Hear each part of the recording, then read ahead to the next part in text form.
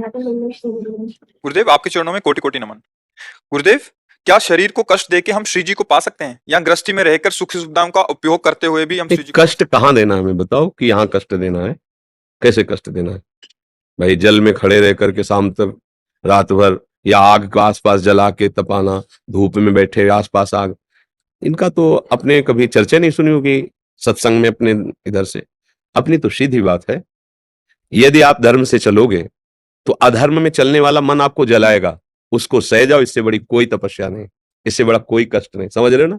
हमें ये नहीं करना चाहिए और मन हमें प्रेरित कर रहा है, और जब हम उसकी बात नहीं मानते तो हमको जलाता है। इस ताप को सह गए तो इससे बड़ी कोई तपस्या नहीं है। अच्छा, दूसरा रबड़ी रसगुल्ला पा रहा है, हमारे पास नमक रोटी, भगवान का भोग लगा के उसके बड़े प्यार से पा जाओ, ये हमको चलना है। हमको ऐसा थोड़ी करना कि हम अन्न त्याग दिया, जल त्याग दिया, ये किया, कितने दिन। अच्छा, कौन त्याग रहा है? आप। तो आप करता तो है ही हो, चाहे भोक्ता भाव से और चाहे त्याग भाव से। और परमार्थ का रंग तब आता है जब आपका अहम गलित हो जाता है। बहुत ये सूक्ष्म विषय है। जथा लाभ संतोष सदा, काहू सो कछु न चाहोगो। हमारे मालिक जैसे हमें रखते हैं, जैसी परिस्थिति है हम उसमें राजी रहकर भजन करते हैं, बस यही सबसे बड़ी साधना है, यही सबसे बड़ी तपस्या है। और कष्ट देने का मतलब क्या है भाई? ठंडी में जब हम कपड़े नहीं पहनते थे, तो अंदर की बात कह रहे हैं, एक मार्किन ऐसे लगा ली, उसी को जब बहुत ठंडी हुई तो ऐसे बांध लिया ऐसे। और अब जवान शरीर था तो प्राणायाम आदि के द्वारा अपने शरीर को गर्म रखते, दौड़ भाग व्यायाम प्राणायाम, तो मतलब तो एक गर्व रहता था अंदर। जब दूसरा कोई कंबल ओढ़े होता ना, तो अंदर एक गर्व आता, और उसमें गर्व में सुख अनुभव होता। देखो हम कितने त्यागी हैं, दूसरे कंबल पहने, कंबल ओढ़े, हम तो ऐसे रात में भी ऐसे कांपते हुए ऐसे समय काट रहे, कष्ट सह रहे। पर अध्यात्म की उन्नति के लिए जो चाहिए वो नहीं है। वो भगवान जब दिखाते हैं ना चोर को कि तुम्हारा माल ये अपहरण कर रहा है, तब समझ में आता है। इसीलिए शास्त्र पढ़ने से लाभ होता है, पर उससे कई गुना लाभ जिन्होंने शास्त्र को अपने जीवन आचरण में उतार के चले उनसे होता है। क्योंकि अब जैसे सूक्ष्म बातें हमने अपने हृदय में पकड़ी, महाराज एक कंबल ले लो आप, नहीं नहीं कंबल, साधु को कंबल की क्या जरूरत?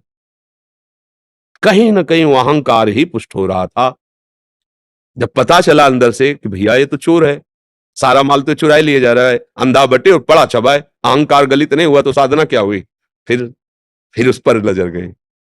अब मैं प्रभु का हूं, जैसे रखे, जैसे उचित जो मिला उसे। कोई दिखावा, कोई ज्यादा बाहरी, तो फिर वो, तो हमें समझ में आता है कि बाहरी कष्ट से कोई उन्नति परमार्थ की नहीं होती। सिद्धांत से चलो, उसमें जो कष्ट अनुभव हो रहा है उससे उन्नति हो जाएगी। नहीं तो अहंकार ही पुष्ट होता रहता है, मैं इतना, मैं ऐसा, मैं, बड़ा विचित्र खेल है। परमार्थ का भी अहंकार हो जाता है।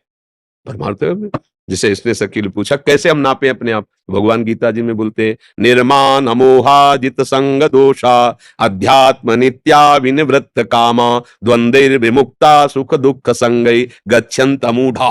वो विद्वान, वो विवेकवान, वो ज्ञानी महात्मा जो मान रहित है, मोह रहित है, जो नित्य स्वरूप चिंतन में है, समस्त कामनाओं का त्याग किए हुए है, सुख दुख को समान भाव से देखता है, वो परम पद में आरूढ़ है। या परम पद में आरूढ़ होना हो तो ऐसा चले। अब सत्य वस्तु की प्राप्ति के लिए जब हम चलते हैं तो अहंकार बख्शता नहीं है।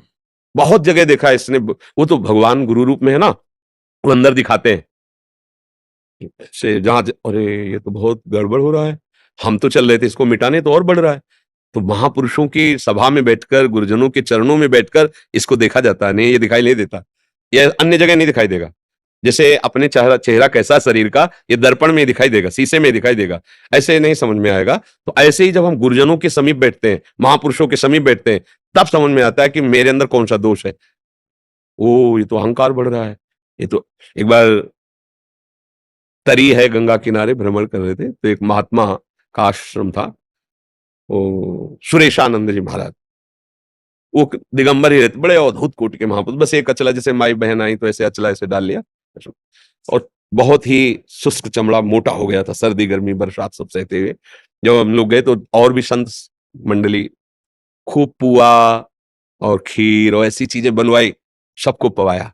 शाम का टाइम था, खूब सब संत भगवान पाए, जय जयकार हुई। हमारी दृष्टि, नई अवस्था थी तो महात्माओं पर दृष्टि रहती थी, उनकी चेष्टा, उनकी चितवन, उनकी बोलन, उनकी चलन, क्योंकि हमें शिक्षा लेनी है, सब गुरुजन स्वरूप है। तो उनको निरपेक्ष देखा, उदासीन निरपेक्ष, और सबको जैसे मां पवाती है ऐसे पवा रहे थे सबको। जल्दी जल्दी प्रसाद पाया, और जब महाराज जी अपनी कुटिया को गए तो उनकी कुटिया में गए, वहां जाना निषेध था, उनके शिष्यों ने कहा, पर हमें साधु देख करके उन्होंने निषेध नहीं किया, सन्यासी वेश था। तो अंदर गए, देखा तो तखत और कुशासन, बस कोई चद्दर भी नहीं उसके ऊपर, और आप दिगंबर, और हाथ में 2 रोटी और इतना भरता लिए हुए थे ऐसे।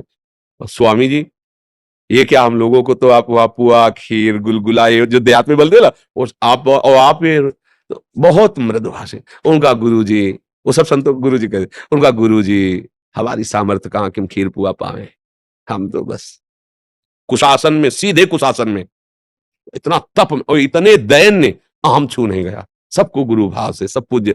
तब लगा कि देखो देखो, जैसे नहीं ऊंट पहाड़ के नीचे जाए तो समझ में आता कि कितने ऊंचे, जब महापुरुषों की चरण धूल में बैठे तो लगता है धिक्कार है हमारे जीवन को, हमारा तो जवान शरीर है, ये वृद्ध शरीर में कैसे रह रहे हैं। गुरुजनों के समीप बैठने से ये इस अहंकार रूपी चोर को पकड़ा जा सकता है, अन्यथा ये खाता रहता है। ये सब गलित कर, साधना करते हुए भी ये जाओ मैं, ये अहंकार ही तो है ला, ये वही बल का प्रयोग करवा दिया, खत्म खेल। जहां हमें ये देखना था सामने हमारे प्रभु है, वो हमने साफ वरदान दे दिया। तो ये रेखा जी,